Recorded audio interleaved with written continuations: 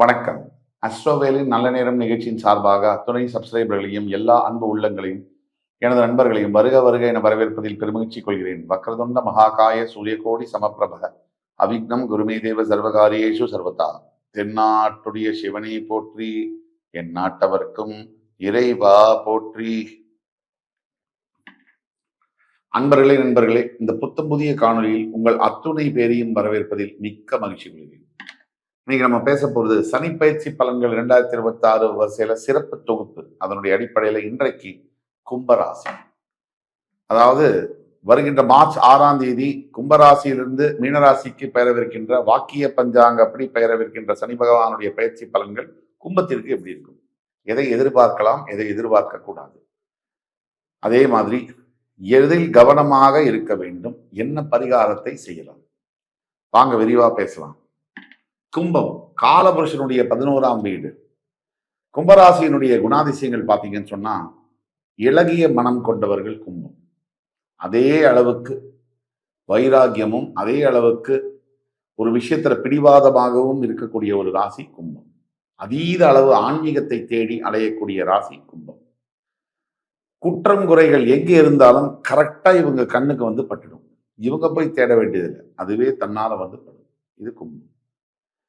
வருகின்ற மார்ச் 6ஆம் தேதி உங்கள் ராசியிலிருந்து ஜென்ம சனி பெயர்ந்து பாத சனியாக உங்களுக்கு மீனராசிக்கு செல்லவிருக்கிறார். இந்த பலன்கள் எப்படி இருக்கும்? மிக முக்கியமான ஒரு நிகழ்வு உங்கள் வாழ்க்கை. இது நாள் 5 வருஷமா நீங்க பட்ட அவஸ்தை கொஞ்ச நஞ்ச அவஸ்தையெல்லாம் இல்லை. கும்பராசிக்காரர்கள் பட்ட அவஸ்தை கொஞ்ச நஞ்ச அவஸ்தை இல்லை, மிக மிக மோசமான அவஸ்தைகளை பார்த்த கும்பராசி நேயர்கள். அப்படிப்பட்ட கும்பராசி இன்றைக்கு ஜென்ம சனியிலிருந்து விடுபட்டு பாத சனிக்கு பெயரவிருக்கிறார். முதல்ல உங்களுக்கு எது மனசுல இருக்கும்னு சொன்னா, மனதுல ஒரு தெளிவு பிறக்கும். எது பிறக்குதோ இல்லையோ, கடன் சுமை தீரும், அது நடக்கும், இது நடக்கும், வீடு வாங்கிடுவீங்க, பணம் பெரிய கோடீஸ்வரன் ஆயிடுவீங்க. யாரையும் நம்ப வேண்டிய அவசியம் இல்லை. உங்களை நீங்கள் முதலில் நம்புங்கள். சோசியல் மீடியா யூடியூப்பை திறந்தா கிட்டத்தட்ட 2000 ஜோதிடர்கள் அது நடக்கும், இது நடக்கும், அது நடக்கும். இதுல பல ஞானிகளும் உண்டு, மேதைகளும் உண்டு, சிலர் தவறாக சொல்பவர்களும் உண்டு. அதை பத்தி நம்ம பேச வேண்டியதில்லை. ஆனால் ஒரு மனிதனுடைய ஜோதிட கணக்கு, பிறப்புடைய கணக்கு என்பது இறைவனால் நிர்ணயிக்கப்பட்டது. அது எந்த நேரத்தில் எப்படி யார் வாயால் வர வேண்டும் என்பது அதுக்கு ஒரு விதி இருக்கு. உங்களுடைய கணக்க மிகப்பெரிய ஜோதிட மேதை கிட்ட போய் சொன்னாலும் சில சமயம் தோத்து போகலாம். ஒரு சாதாரண ஜோதிடர் சொல்லக்கூடிய பலன்கள்ல கூட உங்களுக்கு ஜெயிக்கலாம். எந்த நேரத்தில் கடவுள் யார் வாயின் மூலியமாக உங்களுடைய குறையை தீர்க்க அவர் ஆணையிடுகிறாரோ அது நடக்கும். இப்ப நம்ம சொல்லக்கூடியதெல்லாம் பொது பலன்கள். குறிப்பிட்டு உங்களுடைய பிறப்பு ஜாதகத்துக்கான பலன்கள் தெரியணும்னா கீழே கொடுக்கப்பட்டுள்ள வாட்ஸ்அப் நம்பர்ல எங்களை தொடர்பு கொண்டு பேசுனீங்கன்னா ஆன்லைன் அப்பாயின்மெண்ட் தரும். அது மூலியமா துல்லியமா உங்களுடைய அடுத்த வாழ்க்கை நகர்வுகளை கணிக்க முடியும். அதற்கு ஏதாவது தீர்வு இருந்தாலும் அதை சொல்ல முடியும். ஒட்டுமொத்த கும்பராசி நேயர்களும் 4 முதல் 5 ஆண்டுகள் பட்ட அவஸ்தை, சனி பகவானுடைய தாக்குதல், கடந்த 2 வருஷமா முக்கியமா ஜென்ம சனியினுடைய தாக்குதல், அது சொல்லும்படியாக இல்லை. நெருப்பு சுடுது, உடம்பெல்லாம் எரியுதுன்னு சொல்லி யாராவது நம்ம கேட்கும் போது நமக்கு அந்த உணர்வு புரியாது. நமக்கே அந்த உணர்வு வரணும்னா தீக்காயம் நம்ம மேல பட்டாதான் அதை முழுமையா நம்மளால உணர முடியும், அந்த ஆழத்தை. அப்படிதான் கும்பராசினியர்களும் சனி பகவானுடைய தாக்குதல் பத்தி பேசினாலும் யாருக்கும் புரியாது. நீங்க சொல்ல வரீங்க, நான் இவ்வளவு கஷ்டப்பட்டேன்னு, நீங்க என்ன சொல்றீங்கன்றது கூட யாருக்கும் புரியாது. உங்களுக்கு தான் தெரியும் அந்த அவஸ்தை என்னன்னு. அந்த அவஸ்தையிலிருந்து நீங்க மீள போறீங்க அப்படிங்கிறது தான் உண்மை. இந்த மார்ச் 6க்கு பிறகு உங்களுக்கு ஜென்ம சனியினுடைய தாக்குதல் இருக்காது. உங்க வாழ்நாளில் உச்சகட்ட கஷ்டம், உச்சகட்ட அவஸ்தை, அதிலிருந்து நீங்க மீள போறீங்க. இனி எப்பவும் இப்ப நீங்க பட்ட கஷ்டம் மாதிரி இனி வருங்காலத்துல கடைசி நாட்கள் வரைக்கும் இனி அந்த கஷ்டம் இல்லை அப்படிங்கிறது தான் உண்மை. இதுல முதல் ஏழரை சனி, இரண்டாவது ஏழரை சனி, மூணாவது ஏழரை சனி, இதில் நடுவுல இருக்கிற ஏழரை சனிக்கு தான் நான் சொல்ற பலன்கள் முழுமையாக பொருந்தும். கடைசியாக இருக்கக்கூடிய ஏழரை சனி பெரும்பாலும் மரணத்தை சம்பவிக்கிறது அப்படிங்கிறது தான் உண்மை.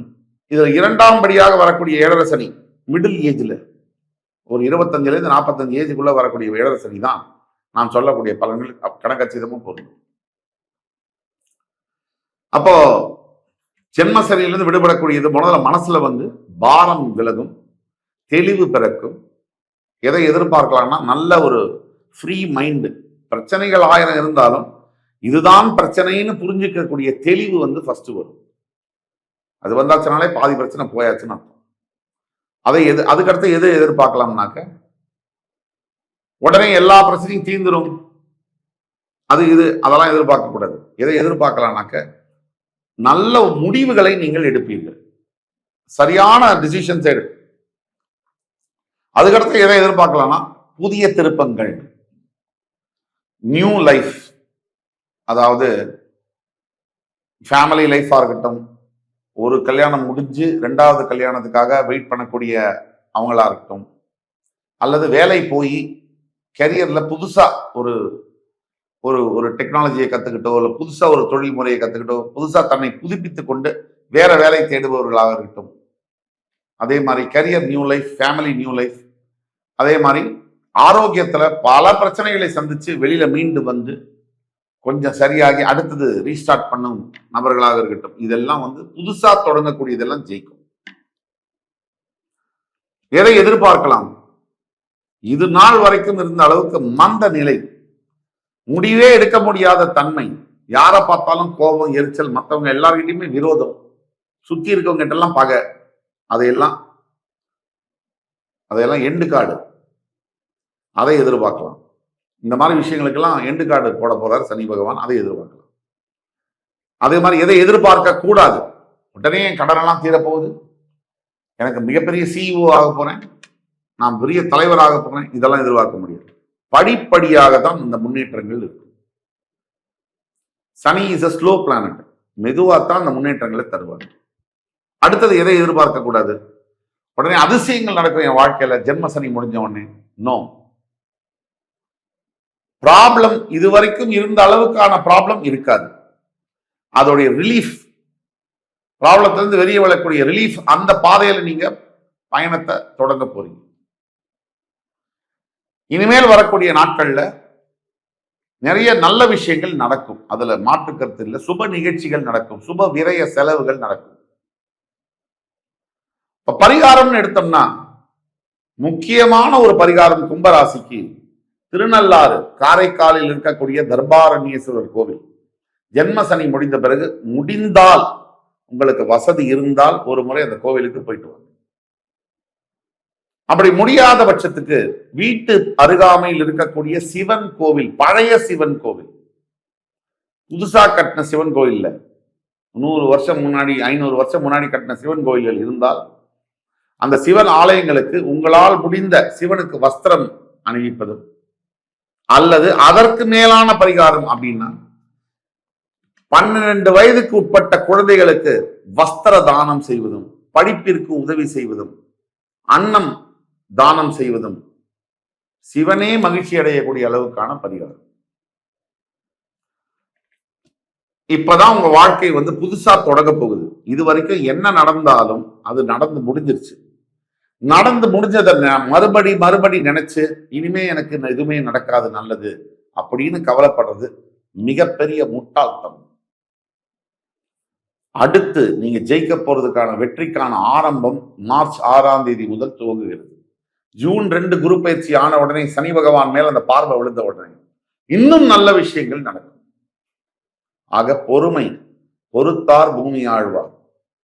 நீங்க உங்களுக்கு பொறுமையை நான் கத்துக் கொடுக்க வேண்டியதில்லை, நீங்க அடுத்து இருக்கக்கூடிய 11 ராசிகளுக்கு பொறுமைனா என்னன்னு கத்துக் கொடுக்கக்கூடிய ஒரு ராசி. சத்தியமாக சொல்லணும்னா உங்களுடைய நல்ல காலம் மார்ச் 6 முதல் தொடங்குகிறது. அதனால் பொறுமையுடன் காத்திருப்பீர், கண்டிப்பாக வாழ்க்கையை வெற்றி பெறுவீர். கும்பராசினியர்களுக்கு இந்த வீடியோ பிடிச்சிருக்கும்னு நம்புறேன். அடுத்த ஒரு காணொலியில் மறுபடியும் உங்கள் எல்லோரையும் சந்திக்கும் வரை உங்களிடமிருந்து விடைபெறுவது உங்கள் சுபாஷ் பாலகிருஷ்ணன். நன்றி, வணக்கம், வாழ்க வளமுடன்.